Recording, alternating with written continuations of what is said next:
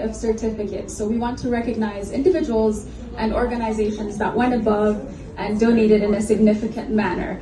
And in order to kind of start this off and to hear from the agency, I would like to invite Mr. Tamirul Bahailu from the Ethiopian Diaspora Trust Fund to come and talk about the experience. Thank you.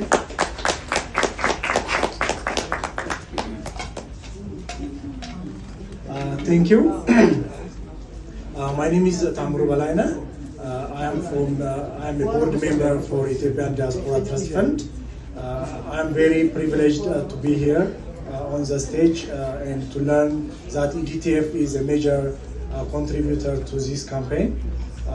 As you know, EDTF is primarily engaged in mobilizing the global diaspora to support the needy in the country. So our past 5-year engagement has been in supporting directly with some project related to health, education, wash facilities, and we have also spent a total amount of up to 3 million, both for 3 million USD for this local project, plus some relief fund during the COVID pandemic era. So this contribution is primarily unique for us because we never engaged so far in crowdfunding engagement, but it aligns with our overall strategy of supporting the needy people in the country.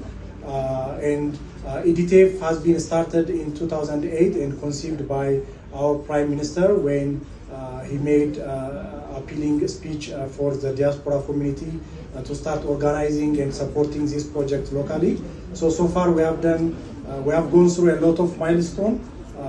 We have delivered a lot, and currently we are working with a new marketing and operational campaign to re-engage the global diaspora, to engage our volunteers, and to continue attracting for new projects and various initiatives in the country. And today I learned from UNDP that the campaign is not only supporting women, you have a larger scope on the pipeline as well. So we have been collaborating with UNDP in the past at some level, and we hope to continue our engagement in the future as well.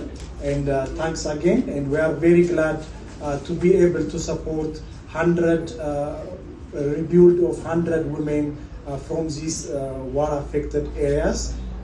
And I hope, at first I thought, I asked Udase, will our contribution helps the ladies in rebuilding their business? Because I thought the contribution was not that much, but the understanding is given their circumstance.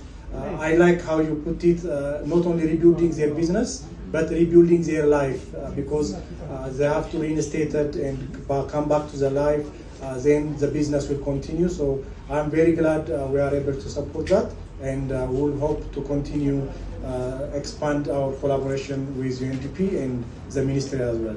Thank you so much.